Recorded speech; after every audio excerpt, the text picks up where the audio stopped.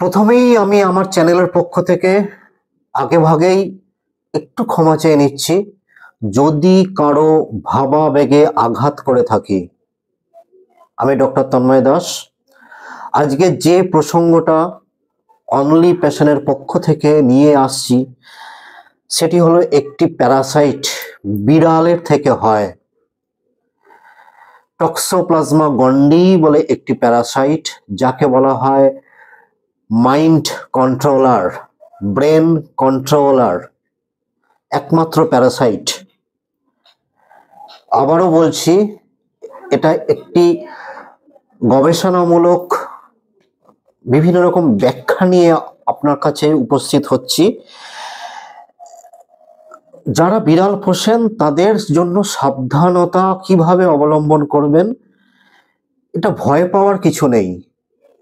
Just সাবধানতা অবলম্বন কেন করবেন সেটা যদি না জানেন তাহলে হয়তো আমাকে ভুল বুঝতে পারেন, কিংবা অসাবধানবশত আপনি টক্সোপ্লাজমা গন্ডিতে আক্রান্ত হতে পারেন।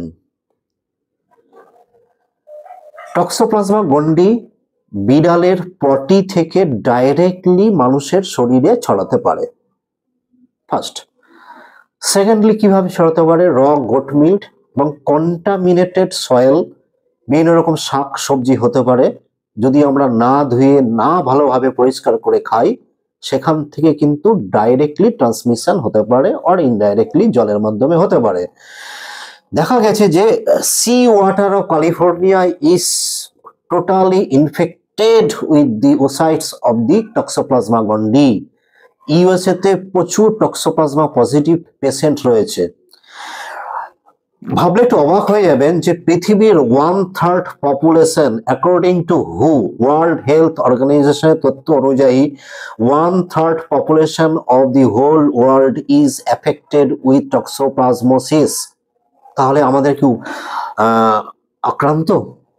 ডাইরেক্টলি আর ইনডাইরেক্টলি আমরা কিন্তু কিছু না কিছু ভাবে আক্রান্ত। সেরো পজিটিভ বলা যেতে পারে, কারণ এটা ব্লাডের মাধ্যমে নাও পাওয়া যেতে পারে। এটা সেরোলজিক্যাল টেস্ট করলে বোঝা যাবে যে সে আক্রান্ত কি আক্রান্ত নয়। But mostly toxoplasma positive patient asymptomatic হয়, মানে কোনো রকম সিমটম দেখা দেয় না। যারা আক্রান্ত হয় তাদের মধ্যে খুব সামান্য মাইল্ড ফ্লু, সর্দি কাশি হতে পারে, সাধারণ ট্রিটমেন্টেই তারা সেরে যায়। বাট যদি বাড়িতে ইমিউনো কম্প্রোমাইজড কোনো পেশেন্ট থাকে, প্রেগনেন্ট মহিলা থাকে, চিলড্রেন থাকে, যাদের ইমিউনিটি পাওয়ার একটু কম, তাদের জন্য বলছি বি কসাস। কারণ যে কথাগুলো বলবো এটা তথ্য দিয়ে বলছি। রিসেন্ট স্টাডি হয়েছে বিভিন্ন সরকারি হসপিটালে, কলকাতা বেস্ট, এনআরএস, আরজি কর, কলকাতা মেডিকেল কলেজ, বিভিন্ন রকম হসপিটালে এবং আমাদের ডিপার্টমেন্টের সঙ্গে যৌথভাবে গবেষণা দেখা গেছে যে যে সমস্ত মিসক্যারেজ, স্টিলওয়ার্থ, অ্যাবর্শন ঘটেছে তার 70% মহিলা, প্রেগনেন্ট মহিলা ডাইরেক্টলি অর ইনডাইরেক্টলি আক্রান্ত হয়েছিল টক্সোপ্লাজমা গন্ডিতে। সেরোলজিক্যাল টেস্ট সেটাই বলছে। তাহলে যদি টক্সোপ্লাজমা গন্ডিতে আক্রান্ত হন সেই প্রেগনেন্ট মহিলা, যদি বাচ্চার জন্ম দেন, অনেকগুলো নিউরোলজিক্যাল ডিস্টারবেন্স নিয়ে সে জন্ম নিতে পারে। তার মধ্যে প্রথম হচ্ছে তার এনলার্জ লিভার অর স্প্লিন দেখা দিতে পারে, সেন্সিটিভিটি টু লাইট,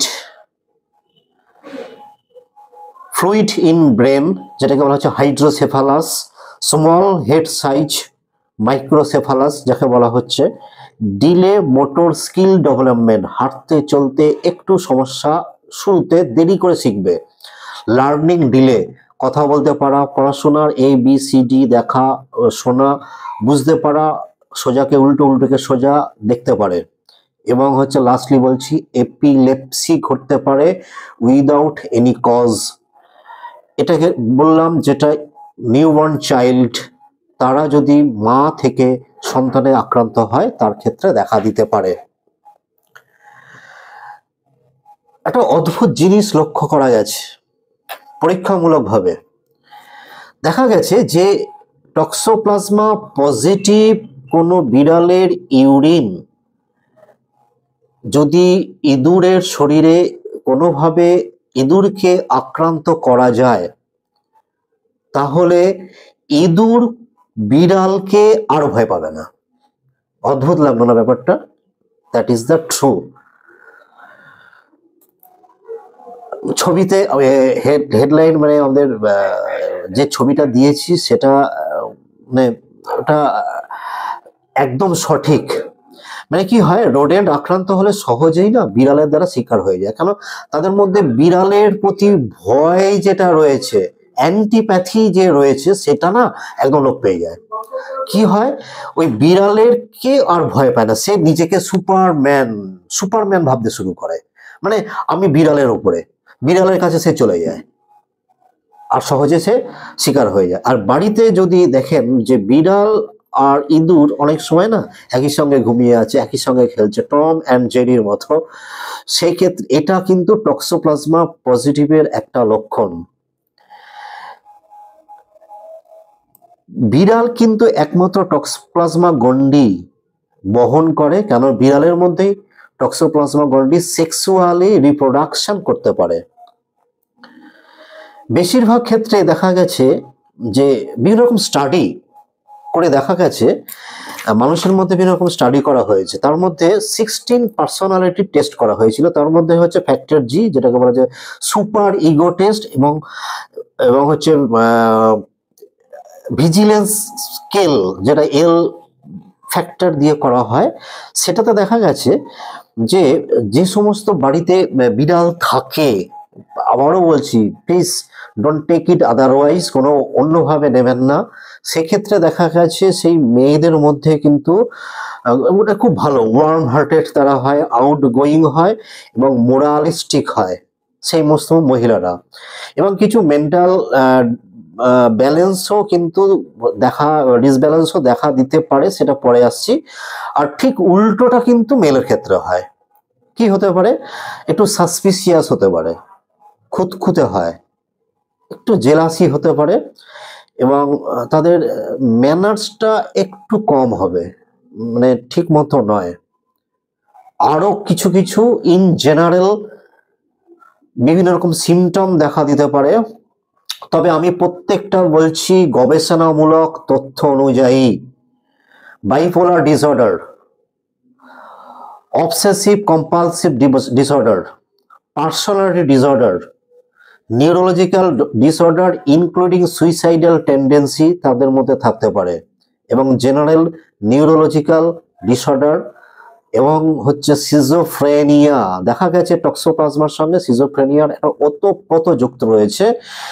কেন হচ্ছে এই ওসিস্ট যেটা রয়েছে বলা হচ্ছে, সেটা আমাদের ব্রেনে না ব্র্যাডোজাইটস বলে একটা ফর্ম তৈরি করে, যে ফর্মটা সিস্ট লাইক স্ট্রাকচার করে আমাদের ব্রেনে যে গ্রে ম্যাটার আছে সেখানে একটি কম্প্রেশন সৃষ্টি করে, এবং হচ্ছে ফিনাইল অ্যালানাইন বলে একটি কম্পোনেন্ট, এবং হচ্ছে টাইরোসিন হাইড্রক্সিলেজ বলে দুটো জিন অফ টক্সোপ্লাজমা গন্ডি এই ব্রেনের ডোপামাইন সিক্রেশনটাকে হিউজ পরিমাণে বাড়িয়ে দেয়, যেটার জন্য সিজোফ্রেনিয়া এবং mental disorder, bipolar disorder, obsessive compulsive disorder, বিভিন্ন রকম ডিসঅর্ডার, নিউরোলজিক্যাল ডিসঅর্ডার দেখা দিতে পারে।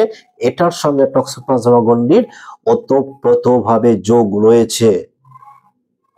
তার মানে এই নয় যে সবারই এটা হবে, তা নয়, কিন্তু আমি সাবধান করার জন্য কিছু প্রিকশন নেওয়ার জন্যই আমি আপনাদের সামনে ভিডিওটা এনেছি।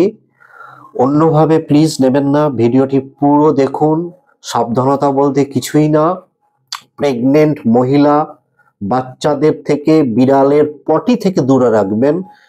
পরিষ্কার করার সময় ফুল স্লিভ গ্লাভস, তারপরে ডেটল কিংবা কোনো ভালো, আমি ভালো বলবো না, কম দামি সাবান দিয়ে হাত ধোবেন। কম দামি সাবানে প্রচুর পরিমাণে ক্ষার থাকে, এর জন্যই বলছি যত কম দামি সাবান হবে তত আপনার এই সমস্ত ক্ষেত্রে ডিসইনফেক্টেন্টের ক্ষেত্রে তত ভালো। তাহলে দুটো জিনিস আপনাকে ভালোভাবে লক্ষ্য রাখতে হবে। ভালোভাবে ডিসইনফেক্টেন্ট করুন, কিচেন লিটার সহজে হাত দেবেন না, ডাইরেক্টলি কোনো গ্লাভস পরে পরিষ্কার করুন। র ভেজিটেবল কিংবা র ফুড যখন খাবেন তখন ভালোভাবে পরিষ্কার করবেন, আর গুড হাইজিন প্র্যাকটিস করুন, এবং বিড়ালকে নিয়মিত ডিওয়ার্মিং করুন, এ সমস্ত করুন। আর যদি কোনো প্রশ্ন থাকে তাহলে কমেন্ট বক্সে অবশ্যই জানাবেন। আর যদি কিছু জিজ্ঞাসা থাকে তাহলে কমেন্ট বক্সে তো জানাবেনই, আর আপনার ফোন নম্বরও আমার দেওয়া আছে, ফোনও করতে পারেন। ধন্যবাদ, ভালো থাকবেন। আর দয়া করে প্লিজ পুরো ভিডিওটা দেখুন এবং পারলে সাবস্ক্রিপশন করুন। থ্যাংক ইউ, নমস্কার, ভালো থাকবেন, সুস্থ থাকবেন।